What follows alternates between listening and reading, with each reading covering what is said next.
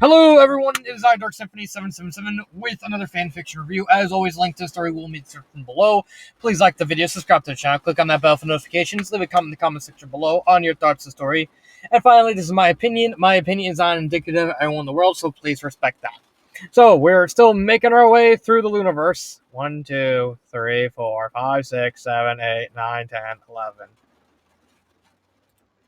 11 stories left. So close. So close. I can almost taste it, and then I can just move on to other stories. So, we got the Hero of Oaton by the Guy Vex. The Guy Vex? The MacGyver. The Geyser. Yeah, I don't know. I don't know how I'm supposed to go about saying this. This is the next part of the Looniverse story. So this story, unlike the rest of them where I'm doing them in bunches, this one's going to be completely by itself. Same with at the Grand Gallopy Gala. These two are going to be together. These two are going to be together. No, this one, yeah. These two are going to be together, and then these three are going to be together. These three are going to be together, and then this one and this one are going to be by themselves. So this is without a doubt the best story in the Looniverse. All of season 1, I should say, because Return to Tamblon does, I think, can hold a candle to being as good as this one. I would say this Oaton narrowly edges out Tamblon, but also forgive me if I end up inadvertently getting something wrong. I read the story. I finished reading the story like 2 weeks ago, and I haven't been able to record this because of just so much happening at work. So bear with me. Bear with me. This is without a doubt the best story of season 1. I know I already said that. I thought I'd say it again. But what is the story about? Well, the story stars the hero of Oaton, Trixie. Oh dear, we're off to a very great start. I also like Raindrop's face, like she's just dead inside, and Cherylee's just there. The story starts with Trixie doing administrative work, and she hears a knock on the door. She's curious. She opens the door, and she sees a little filly. Okay? A little filly. Who screeches about the hero Oaton. And she then basically begs Trixie, like, I need you to come to our little city and help us. Please, please, please, please, please. Trixie's confused and bites the rest of the elements of harmony. And then we all hear her out. And basically, there's a little ditty involved. Basically, long story short of the ditty, the little song, is Trixie showed up drunk as all hell because of course she was drunk. She had to have been drunk when she did this. This was before she came to Ponyville. Oh, who are we kidding? Trixie's not fun unless she's drunk. So Trixie showed up drunk in the city of Oaton during a little incident involving the people who lived there and a lumber guild who turned out to be using the city as like a front to basically, it's for anything else. It's distracting me. To hoard, no, not hoard. Do an illegal operation of rare animals, basically animal abuse and stuff, and animal like deliveries. Like, oh, we're gonna kidnap animals and deliver them. Smuggling, animal smuggling ring. There we go, an animal smuggling ring. However, they were doing it illegally, and thus Trixie, in her drunken stupor, managed to out the lumber guild of being, well, what you're doing is bad. And basically then just wandered off in the lake, and everyone started cheering for her. And she kept drinking, and drinking, and drinking, and then eventually she set fire to, like, the entire lumber guild operation. Literally. She apparently set the whole thing on fire. And then she wandered off into night to never be seen again. Because she was getting drunk more. So, they are told this. Trixie's, like, completely confused, like, I don't wait. It's coming back to you. Trixie, I was drunk. We know you were. We sound like you were drunk. What happened? I may have stopped an animal smuggling. Eep. Eep. But after the ditty is told, the little pony, well, right here. I cannot remember what. A bushel. There it is. Now I remember. Bushel tells them that the Lumber Guild is back in the area. This time being aided by a Count of the Copper Coin family. Trixie asked them, it's like, do any of you want to come join me? Because I know I'm doing it. Because Trixie decides to be Trixie and said, of course, the great and powerful Trixie will dazzle and marvel and stop this lumber guild and be a hero. Basically, she's showboating, and she basically builds this pony, this little foal's hopes up to try and save it. Cheerilee and Raindrops decide to go with her. The other three couldn't make it because they had actual job obligations, so they physically wouldn't be able to come. But Raindrops and Cheerilee, it's like, oh, I have a vacation days, and Raindrops like, there's nothing on the itinerary. And I'm pretty sure Rainbow Dash is gonna say, not gonna care. So they decided to go with Cheerilee, with Trixie, and they go to the hero Oaton, a little small little ramshackle city on the in like the middle of nowhere, like the literal middle of nowhere. Like they had to get on the train, they had to go to like a random boarding station on and off in the middle of nowhere, and then take a long dirt road far away. So what's going on besides that? Well, there's a basilisk. Don't worry, it's important. And people turn to stone. So Trixie, Cheerilee, and Raindrops, they meet the town people. The town people see Trixie, he's like, hooray! We're gonna party! And run into two members of the operations. Not so much the Lumber Guild, but the people who work for the Copper family, Cut and Dry and Bootheel. Bootheel, we're gonna talk about them a bit. They come across these ponies. They're celebrating. Throw these two ponies out. It's like, hey, we got Trixie. We're gonna save the day. And so we get a massive investigation.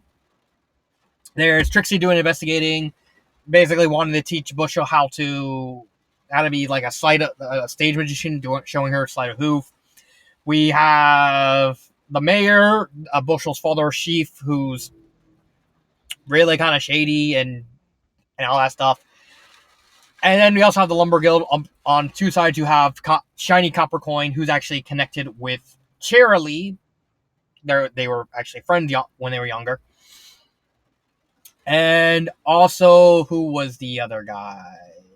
I am drawing a blank on the other guy. Oh, great. Great. I gotta remember who that other guy was. Sawdust. There it is. Sawdust. I was just looking for the name. And Sawdust, who's basically the head of the Lumber Guild, and he has a very mysterious. There's a big old mystery going on about this. We find a lot of stuff happening. In terms of the greater scope of the Looniverse, this story, just like Secret of Atlantis, this story is like massively self-contained. We find out, and this is spoilers, that the town was not licensed under Equestrian, so it's not actually a city. It's just a little city that just appeared out of nowhere. There's a reason for it. They were founded by cultists, and the cult basically slowly dwindled down to what we see in the story of slowly losing population because like they refuse to like open up and let anyone visit and live there. We do find out in Return to Tamblon that the person that the cult was worshiping was Tyrek. That story, I believe, they basically reveal it's Tyrek without revealing it's Tyrek. Like they say it without actually saying it, saying that Tyrek is like a primordial evil. It's pretty obvious. It's pretty obvious. But because of the cult, it actually causes pretty much all their problems. They cannot ask the crowd because then now that would force them to put in the registry, thus enacting them to the shenanigans of the Night Court, which of course is already happening because Count Shiny Copper Coin, who is a royal, is already there and is operating.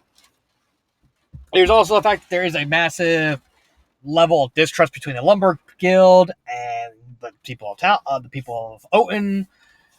We find out that that that the basilisks are being controlled by a pony that looks suspiciously like Trixie in coloration, named Tarnish, who's actually the sister of Shiny Copper Coin. And her motivation is that she literally went mad from isolation, from being abandoned. She was actually a ruler. She was a hoity-toity type, and then she ran into Cherylee, and Cherylee kind of showed her like, hey, you can live on the streets. You can do this. Just have fun, goof off. And of course, when Cherylee then decided to become a teacher, Tarnish did not take it well. She really didn't take it well, and that actually led her to live in where the shrine is, and her mental prowess slowly going mad. And then eventually she's able to control basilisks and fire lizards, and it's basically Tarnish was the one who set up the fire of the Lumber Guild. Let's see. What else is there? Oh, there is one other thing. There is one thing that is revealed for the greater plot of the Looniverse of season 1. This is the story where a lot of people in story really make it clear that they don't like the Night Court. Now this becomes more obvious in the next couple of stories, but it's introduced here. A lot of people in Equestria turns out to really, really not only like the Night Court, but they really don't trust the Night Court. And of course, when we get to here, we find out that a lot of that is actually very true. A lot of people justifiably do not like these people, do not like the politicians, which is why they kept kind of hoarded and kind of kept themselves in secret for so long, because they didn't want to get wrapped up in that.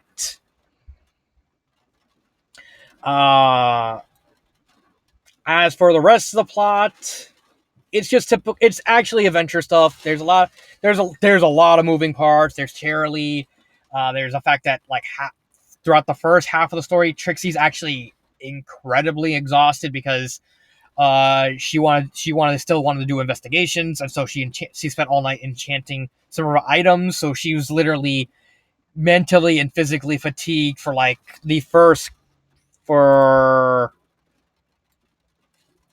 literally half the story. Half of the story, she's literally on fumes, just trying to struggle. And we get a lot of good character arc. This is the first story that properly revolves around Cherylee, because Cherylee plays a really big part.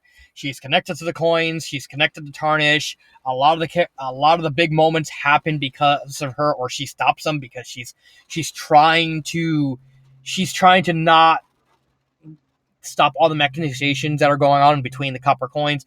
We find out the copper coins are Shiny is actually using the animal smuggling ring, but also at the same time only specifically chose this location because he found out that Tarnish was there, and he basically wants to get his sister and protect his sister.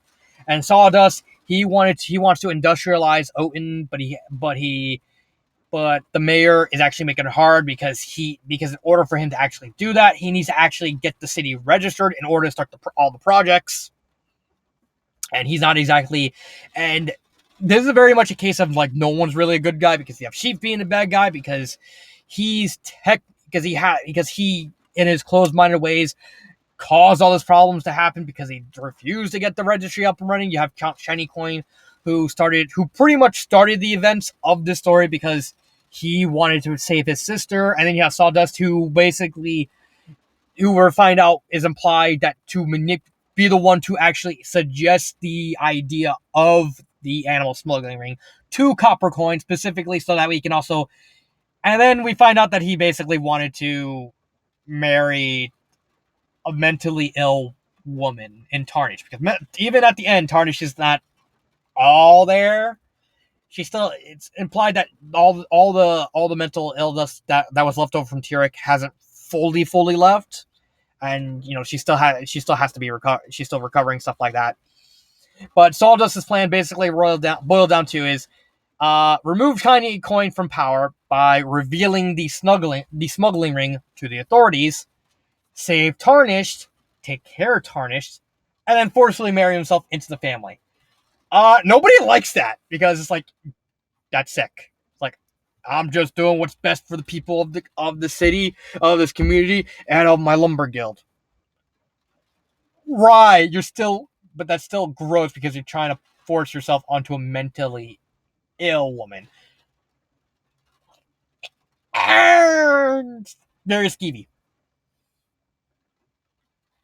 And eventually at the end, they do hit Trixie, Sheaf, and Sawdust eventually manage to wipe away the shrine of Tyrek by using a massive ritual, and Trixie literally overcharged, well, nearly overcharged, and then Tarnish took over.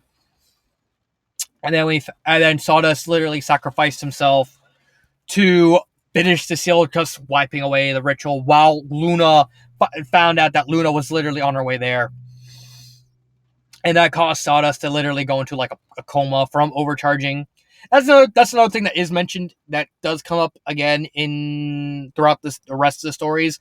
The threat of overcharging causing comas and how dangerous it is. It was implied in Longest Night, Longest Day, when Trixie overcharged, but she almost break there, but we never really see the effects of overcharging until this. We always see them come close, or there's always worries about overcharging that's always mentioned, but this is the first time we actually see the consequences of what happens when you overcharge.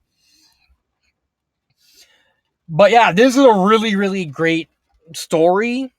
It teaches a lesson, like, not to showboat, because everyone does find out that Trixie was lying, because she wanted to be a hero. She saw the kid, and she kind of bit more than she can chew. And even when she revealed the truth to people, it's like everyone's like, "Are you at least gonna try?" And Trixie's like, "No, I may be I'm telling you the truth now, but I'm going to save these people.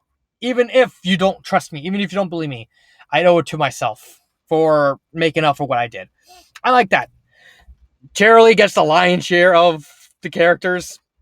We'll talk about that in a little bit. But overall, it's a very complex story. There's a lot of comedic bits. There's a lot of stuff that, while not on paper, is connected to the rest of the series. Mainly, like I said, the only thing that carries on from the story is the contempt for the Night Court and the overcharging. And that's it. But overall, and also possibly Return to Tamblon, because Tyrek does show up in that story. But that's only because Tyrek's just that story is Tamblon is Tamblon. But yeah, so let's move on to characters. We got Trixie. She's Trixie. I don't think there's anything to say about Trixie, because honestly, she's probably the weakest character here. But it's still having her eat a humble pie, and realizing that she shouldn't have done what she did is nice. Raindrops, we see get very angry, because of course, when, like, at the climax there's a storm coming, and it actually makes everyone more irritable, and Raindrop's the only one is able to resist it more, because she has the iron hoof, and she has deep breathing and all that.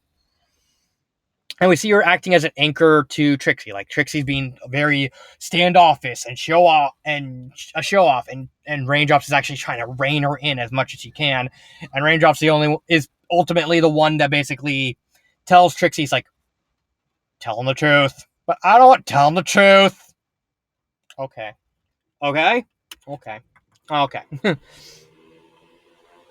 And I like Raindrops in that role, acting as like a grounding, a way to ground Trixie in and keep her from continuing on her path of kind of imploding on herself, crashing on herself.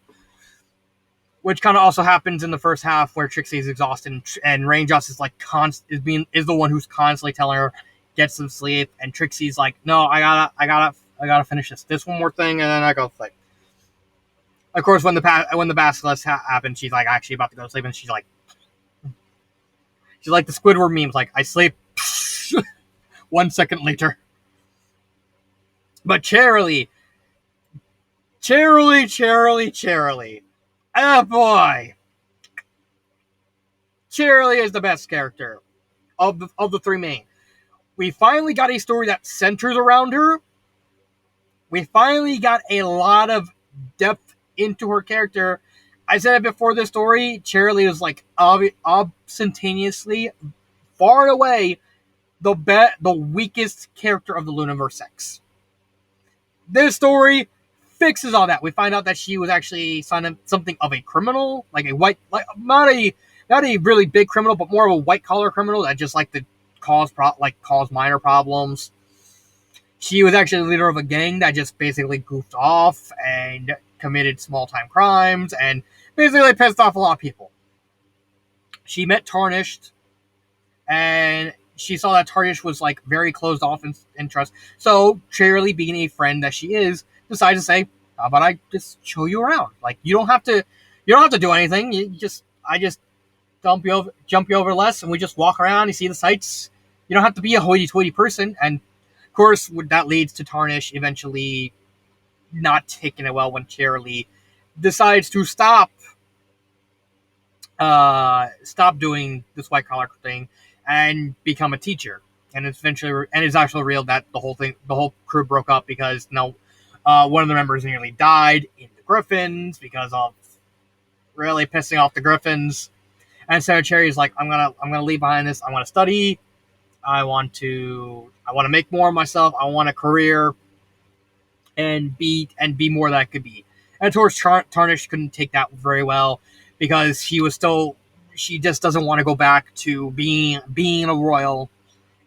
And seeing her meet Tarnish, and then her as not just Tarnish, also Shiny Coin, of her trying to get to the bottom of this and trying to help Shiny Coin. It's like, you gotta help. You let us help you. And Coin is like, no, I don't want your help. It's like, and Cheerilee trying to play the it works thematically because the id, the ego, and the super ego. Yeah, I guess you can interpret it like that. Like, Trixie's the standoffish one. Raindrops is trying to ground Trixie, and Cheerilee's like the one in the middle, trying to keep everything together as much as she can and try and communicate. It works. It works for these two characters. There's a lot of other characters. There's Sheaf. He's really done. He acts like he's basically the mayor, and who's like really, really closed off and trying to hide the secret of the village as much as he could. There's Tarnished, the very crazy mayor, who's basically heartbroken over Cheerilee just wanting to be a normal person instead of like the wild 70s mayor that she was, and Tarnished just not being able to handle well. Her psychosis was very well done. Sawdust, who was a very well-intentioned extremist, like he only did this stuff because he really wanted his family and the people of Oaton to prosper, and also have the people of the Lumber Guild get jobs and keep them employed. And even him wanting to marry Tarnish is like, in a very twisted way, he's still simply wanting to help his people, because he realized, well, the coins are in charge of the area around Oaton. They're in charge of the entire province. If he can marry into that, he'd be in charge of the entire province himself, and so he would be able to basically improve Oaton as much as he could.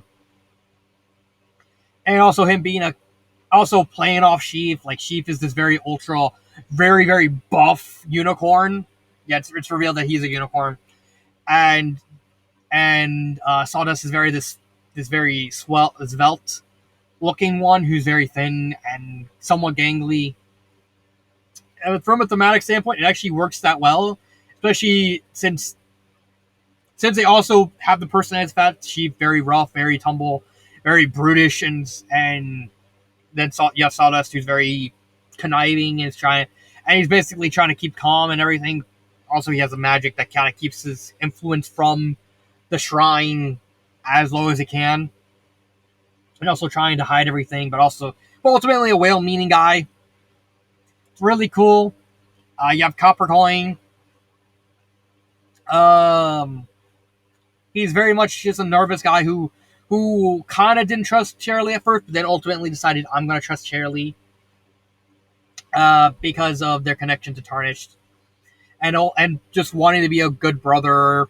And then you also have like Cut and Dry and Boot Heel, and also Bushel. Like a lot of the smaller characters, Cut and Dry and Boot Heel are like the comedic characters. They're the ones who, like, you have Cut and Dry, who's basically trying to keep herself out of the gutter as hard as she can, and then you have Boot Heel's like 6 feet under the gutter because he's like, when I find a mare that could take the fact that I lewdly hit it on her, that's the mare I'm gonna marry. And you have Cut and Dry, who's like constantly, who looks at range and is like, oh my god, look at those muscles, that toned flank. Like, no, you gotta focus, Cut and Dry, focus. But she's so beautiful. I mean, and she even vocalizes like, we gotta stop. Raindrops is the only one mare beautiful enough and fast enough to be able to get to Camelot. Did you just call me beautiful? Never mind that. It also culminates in the end where Luna shows up because she wanted to congratulate Trixie on saving the day and stopping the shrine, something that she was actually planning on doing. And Boot Hill and Cut and Dry's brother is like, okay, we gotta get her to communicate with Raindrops. Like, I got an idea. And then he decides to saunter up to Princess Luna. It's like, hey, and it basically does the lewd thing to her. And then Luna's like smirking, and it's like, never. It's like, I'm gonna do something even lewder. And Boot Hill's like, mare after my own heart. Over here. Passes out. Worth it. They make Cut and Dry and Boot Hill are really good. Are basically really good comedic characters. That's basically their role. They're just very. They do. I guess you can make these two like emblematic of the Luniverse as a whole. It's like very adult because you have a guy who just hits on every single mare, and then you have Range, and then Cut and Dry who's just basically trying to hide her horniness from Raindrops, and just makes it so obvious that she is. Like, but yeah, those are like the bulk of the characters. There's a lot of other minor characters that show up. There's Bullshit. There's Picturesque. There's the Shades of Tyrek that basically try and stop them from completing the ritual, about putting them down. There's a lot of that. Grammar-wise, there's no grammar. There's no grammar errors. Writing-wise, this story is written very differently from every other Luniverse story. It's very much written like an actual book. This is something I never brought up, but all the other stories in the Luniverse, except I think maybe Return to Tamlon, they feel very much like it's trying to write like an episode story. Like, you can see this most in Ill Communication. It's very, very reminiscent of how an episode plays out. But then you have Hero Oaton just standing out because it's not trying to write itself like an episode. It's writing itself like an actual story, like an actual novel. Which makes sense. In fact, this is the longest story in the Luniverse.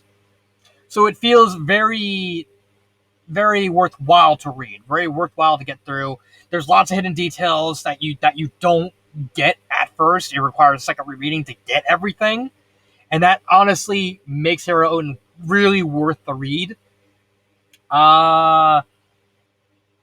Let's see, grammar and pacing. Yeah, that's it. Would I recommend this story? Yes, 100%. This story is really, really great. It's standout. There's nothing like it in the Luniverse from a writing standpoint and from a character standpoint, because the characters are very, very deep. Trixie, despite being technically the weakest character, is still a really, really great character. She's still very, you still read her as Trixie. It's still like, hey, how you doing? I'm gonna do Trixie stuff. And it's very, very well thought of her getting a humbling. Just everything that goes into the story just makes it stand out amongst everything else. Favorite part, obviously, the last 2 chapters. These is a really, really well done climax. It solves in these 2 chapters. It solves every single plot thread done, but not in a way that feels forced. Like you have the storm coming. You have them thinking it's like, okay, we have one more plan. We got to get Tarnished away from Capricorn in order to get to basically finish them. They come, the storm starts coming. Tarnished finds out that Charlie is in the Lumber Guild because Tarnished is pretty much after Charlie at this point. Everything goes to shit. The dam starts cracking and overflowing from the rain. All the people from Oaton, they realize that if the dam if it overflows, then the whole Oaton's pretty much dead, and they're gonna die anyway. So it's like, let's just keep this dam alive, and they basically start trying to keep the dam up the build and keep it from cracking, so that way they get enough time to stop the storm by using the ritual. They get range out to Canterlot to warn Luna and get the spell.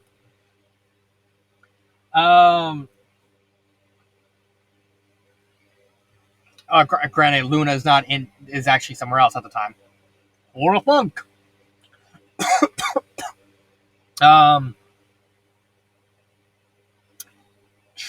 Like they managed to stop Tarnish. They find out the truth about Sawdust's plan. They stop the ritual. I mean, they defeat the shrine with the ritual. It's just so well done, and how everything just comes together and flows in a way that doesn't come off as forced. It's really well done.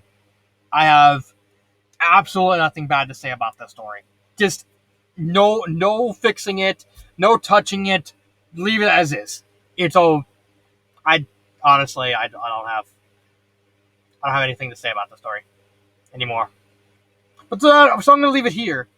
This has been the Hero Oaton, and this has been Dark Symphony 777. And